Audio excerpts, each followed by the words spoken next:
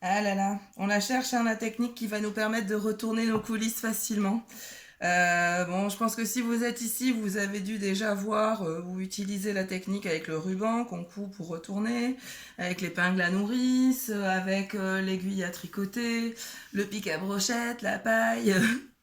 Il y a plein de techniques. Celle que je vous propose aujourd'hui, en fait, vous avez juste besoin de vos doigts et votre machine. Donc, et le geste que je vous montre tout de suite.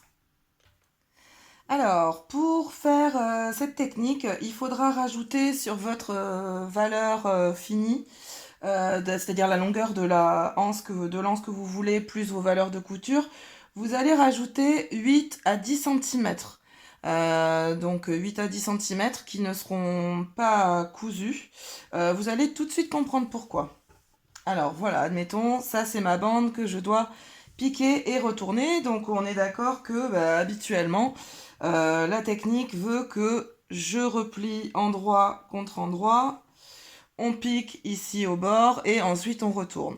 Alors ici, on va utiliser ces 8 à 10 cm de surplus comme ça. C'est-à-dire que vous allez replier votre bord. Donc ici, nous avons toujours l'endroit vers nous, hein, à l'intérieur. Donc je replie mon bord. Et ensuite, ce petit surplus, je vais le ranger vers l'intérieur. Donc on peut faire des petits replis comme si on faisait un biais en fait, grossièrement, et on vient bien le replier pour qu'il soit le plus petit possible et qu'il nous dérange le moins possible. On va avoir quelque chose à peu près comme ça. Voilà, d'accord? Et ensuite, on va rabattre de telle façon à se retrouver dans la position qu'on est censé avoir avec la technique de base, en fait, classique. On peut rouler de cette façon-là pour aider à faire descendre, en fait, tout notre surplus de tissu et qu'il ne nous gêne pas. Quand on va commencer à piquer, on va faire attention également ici à cette partie, à ne pas piquer ces deux petits replis. D'accord? Sinon, on pourra pas retourner. Donc, on commence suffisamment bas. Donc, je positionne sous mon pied. Alors, bien entendu, on va faire un point d'arrêt, hein, comme d'habitude.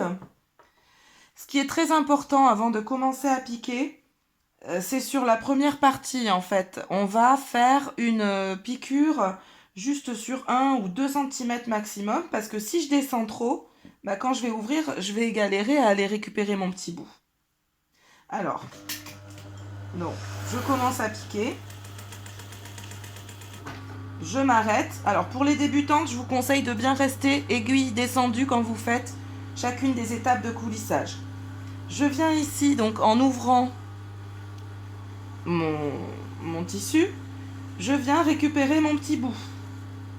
Et je vais commencer en maintenant mon tissu derrière à coulisser. Et ensuite, je rabats de nouveau. Je réaligne bien ici, bord à bord. Il est très important de bien tirer ici, là, derrière, pour que ce tissu ne fasse pas, enfin cette partie-là, pardon, ne fasse pas de plis. Si vous avez des plis, ça risque visser et vriller. Donc vous allez avoir une anse difficile ensuite à travailler au fer et qui va coulisser, tourner sur elle-même. J'avance et je tire. Alors au début, je ne peux pas coudre de grande distance parce que mon petit bout qui est dedans et que j'ai là maintenant toujours à la main d'ailleurs, je ne peux pas coudre de grande distance sinon je le perds bien sûr à l'intérieur. Donc on fait des petites distances au début. Vous voyez, là, il est là. Je vais commencer à être plus à l'aise maintenant. Puisque là, hop, il va commencer à être bien grand. Ceci dit, quand il est grand, si vous continuez à le tenir que au bout, ici, il va avoir tendance à se déplier, voyez. Donc, vous avez plus de risque de le piquer, alors qu'il ne faut pas. Donc, je vous conseille de, malgré tout, venir rapprocher vos doigts au plus près de votre pied. Donc je le remets bien à l'intérieur, je repositionne mes bords, je m'assure de ne pas avoir de plis, tac, et je pique. Je coulisse, je remonte, je positionne de nouveau bien bord à bord. Voilà, vous avez compris donc la technique. C'est assez simple, c'est aussi gérable avec des tissus plus épais ou des coulisses plus fines. Ceci dit, c'est quand même plus délicat parce que de toute façon, voilà, c'est toujours pareil, hein, une coulisse, plus elle est fine, plus elle va être difficile à retourner, et quelle que soit la technique, malheureusement, j'ai pas trouvé de solution miracle vis-à-vis de ça. Mais je trouve que cette technique-là, en tout cas, elle est rapide, elle est efficace, et je pense accessible même aux débutantes en prenant leur temps.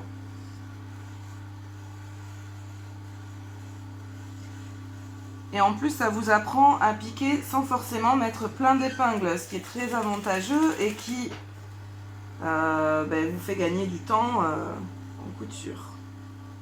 Bon, après, il y a des fois, on n'a pas trop le choix, vous me direz. Voilà, donc là, je finis ma couture. Hop, point d'arrêt. Je dégage mon travail. Tac. Et voilà. Aussitôt dit, aussitôt fait. Alors, bien entendu, quand on arrive à l'étape, à la fin, comme ça, quelle que soit la technique, c'est toujours pareil, hein. Vous allez rouler au niveau de votre couture d'assemblage, la rouler vers l'extérieur pour bien faire ressortir votre couture sur le bord avant d'aller repasser.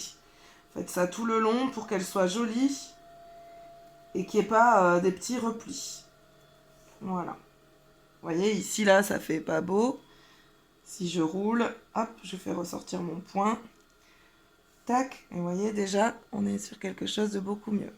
Bref, voilà. Et donc, on a la partie ici qu'on a utilisée pour pratiquer la coulisse. Donc, si c'est une anse qui est surpiquée, éventuellement, pas besoin de rajouter les 8 à 10 cm. Cette partie peut ensuite être fermée ici en faisant une surpiqûre, par exemple. Voilà, mais en rajoutant les 8 à 10 cm, du coup, vous n'êtes pas contrainte de faire une surpiqûre. Vous pouvez rester comme ça, repasser et utiliser votre coulisse tout de suite. Voilà, écoutez, j'espère que cette technique vous plaira. Qu'est-ce que vous en pensez? C'est plutôt simple en fait.